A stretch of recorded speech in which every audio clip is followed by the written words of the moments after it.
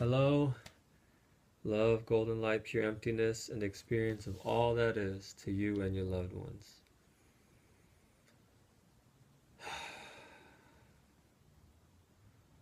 Alright, so I wouldn't get into this video until you are very comfortable doing the chair sitting meditation.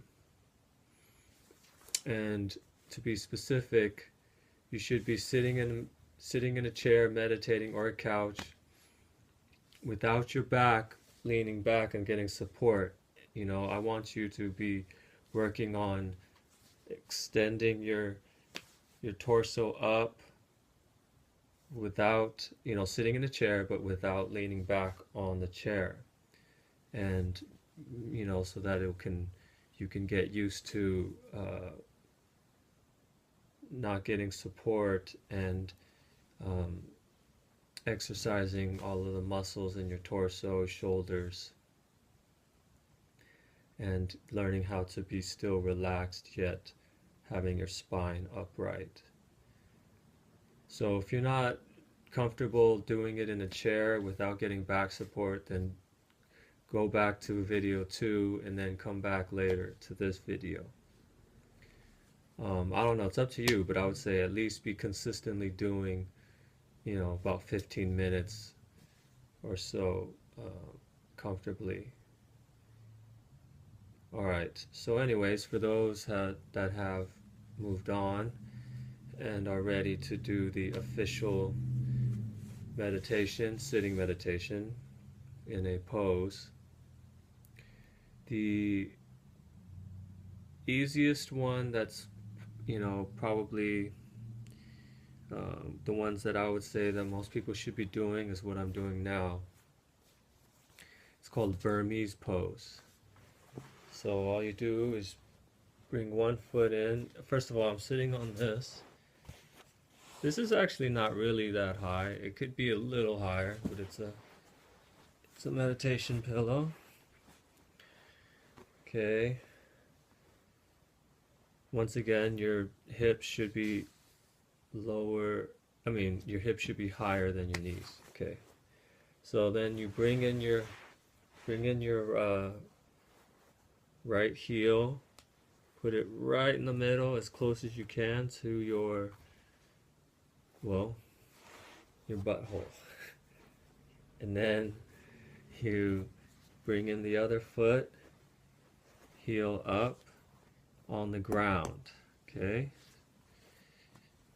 And knees as wide as possible. And there you go. That's the Burmese pose. You can do Indian style if you want, but honestly this is better.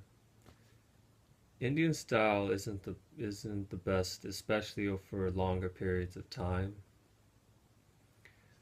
I would highly suggest that you do this pose as your entry-level pose. Hands on your thighs, or for calming, or hands up like that, which is a little bit more activating if maybe you're getting tired. There's lots of ways. I've done this before, or this, or it's all personal preference. You could be on your knees, hands on knees, but I wouldn't have them straight. Just relax your arms, have them go down from your shoulders, and then hands on your knees, relaxed. I covered most of as far as the posture, but as a quick review, you're pretty much sitting, you want to pretend there's a string on the top of your head pulling you up. You want to be going up. You don't have to be going out really, like chest out and all that. Just relax, be as natural as possible, and as relaxed as possible, but you want the spine to be straight. So if anything is tense, it would be the back, but we want to relax all the muscles and pull up, okay? But once again, I mean, one reason meditation is so difficult is because on one hand, you're trying to focus on the mental side of it, and then on the other hand, you're trying to focus on the physical side of it, because they are both important. Ultimately, meditation is a mental practice, but the physical practice helps the mental practice, and so that's why it's that's what makes it difficult. So you can either work on both at the same time, or maybe you can focus on the physical side only. For instance, you could do this and even be like exaggerating the pose just to work on your posture and your muscles, and then watch TV, and then you don't have to really worry about being you're having your muscles relaxed and having your mind relaxed. You can just be doing that as a prep toward actual meditation.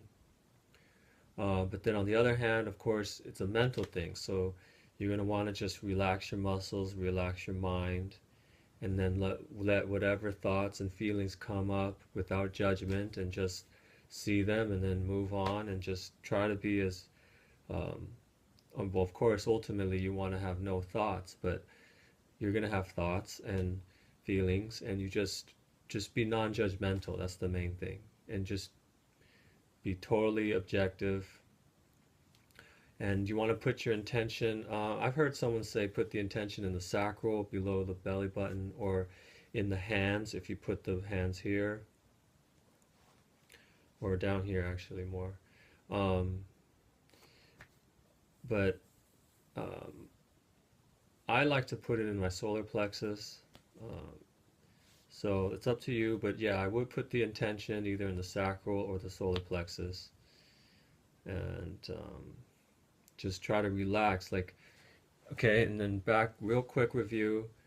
You want to kind of have your butt shift back, okay? That's the main thing.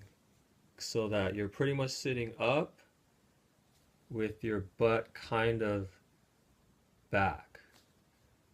So that you're either sitting up, or if anything, slightly moving forward a little bit. But once again, you got to find that balance point to where your knees, your hips, your butt, your sitting bones, and your knees, they make kind of a pyramid, right? A triangle, more like. Back here is the point, and then you have the points of your knees. You want that to be a stable base. That's very important, okay? And you'll notice a lot of times, at least me, sometimes you'll tense up, and then you'll notice that you're not really sitting down on your sitting bones and your knees like a tripod. So always focus on that stable tripod, okay? You don't want to be tensing and then kind of lifting up your legs or your feet or your hips or your butt. You want to just sit and be relaxed, okay? Your legs, your feet, your butt, you want them to be relaxed and have a stable tripod base, okay? You got to find where that is. It's pretty much up, but back a little bit forward, or the butt a little bit back. It depends. A little both, I guess. And it should be a relaxed place, a natural place. And once again, you're pretty much looking straight forward, but then your chin slightly bent down so that your neck muscles can relax. Shoulders relaxed, arms relaxed. That's about it. And don't worry about being perfect. It's very, very gradual process, of learning. So physically relaxed, spine straight, balanced as far as your back, and balanced as far as your neck, and a stable tripod base. And then, of course, your mind. You want to just be okay with anything. Okay, in fact, it's great when you have all kinds of thoughts, let's say, that are hidden, maybe suppressed anger, suppressed fear, suppressed traumas might come up, and that's wonderful. That's actually another very good added bonus to meditation, is it will clear you, which is so important. It's probably the most important thing. And then once you clear those things, clear those traumas, you'll raise your vibration, which is pretty much what all of my practices and all of my videos are about.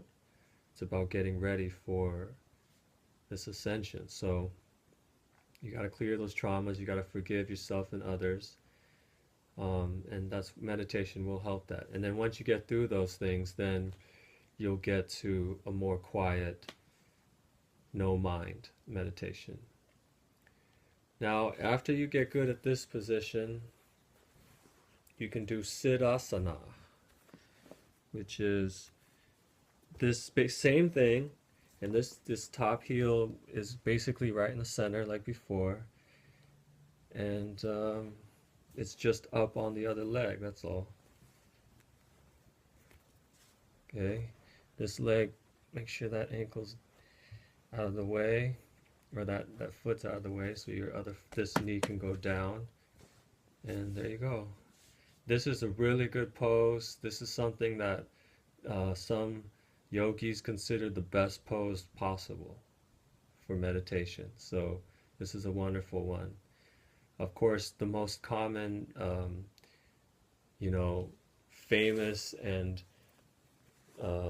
supposedly best pose would be Padmasana, which I can't do, which you always see Buddha doing with his feet coming up here. But if you want to work toward that, first you want to do quarter lotus, like that. Right in the crease here, you put your one foot, and then tuck this foot away so that you can have your knees on the ground. And you can do that, quarter lotus. Padmasana Padma means lotus, so this is the quarter lotus. And then you can do half lotus.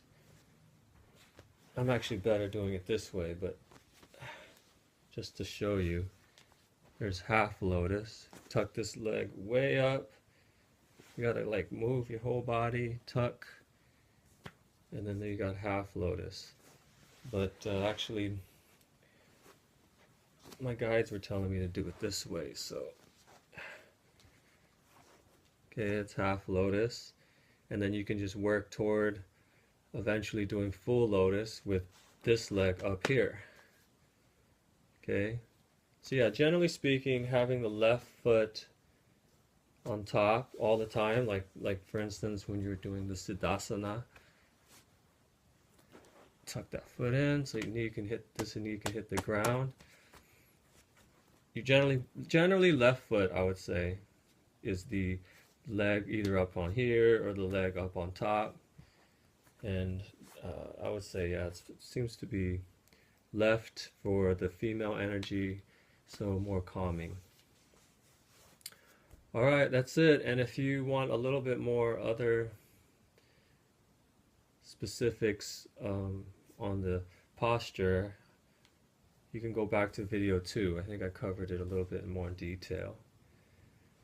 Okay, what else? Oh, and just breathe normally, and once again, intention in the sacral or the solar plexus. But one thing that really did help me, so I'm just going to teach you guys. I did another video on this before, but for instance, okay, let's say we're sitting here meditating.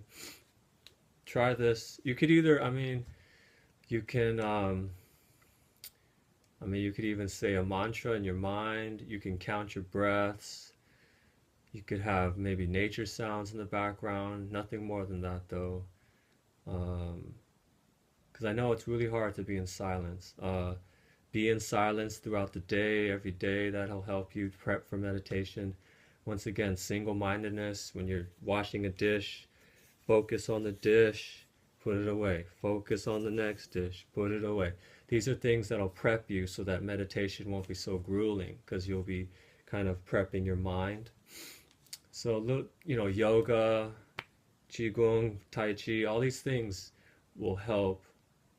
I'm sure exercising too, I'm sure. Anything that'll calm your mind, calm your body, will make it less grueling when you actually meditate.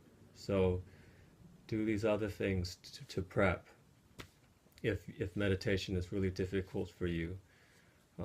It's probably difficult for 100% of the Western world. So Um, but anyway, I was gonna say, let me teach you this Zen meditation breathing technique, which really helped me because it kind of put me in a trance, and so it's distracts the mind in a good way, and because it energizes my body, and so that way you're just not sitting there normal and bored. So okay, you all you do is take a breath, okay,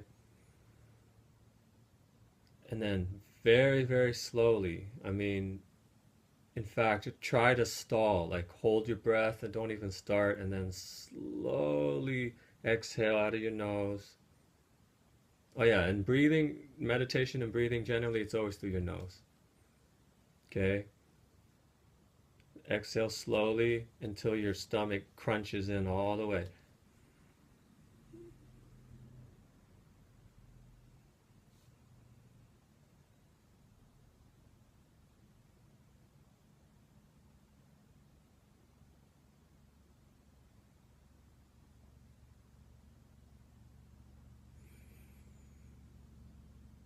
And then you just relax, and you'll notice you'll see like air went from here and it filled up like a balloon.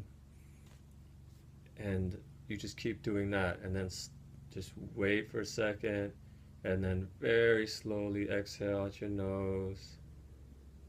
I'm talking slow, like 10, 20 seconds, or even longer if you can. And then you just relax, and naturally your air will come in because your body knows it wants air, and then your body will blow up like a balloon from the bottom up. And then you could take a little in at the top and then just start another one. And then after you do this for a while, this is a breathing technique. So the fact that you're holding your breath because you're taking so long to exhale will actually fill you with chi, and then it kind of feels good and help me not to think as much. So there you go. All right, guys. Later.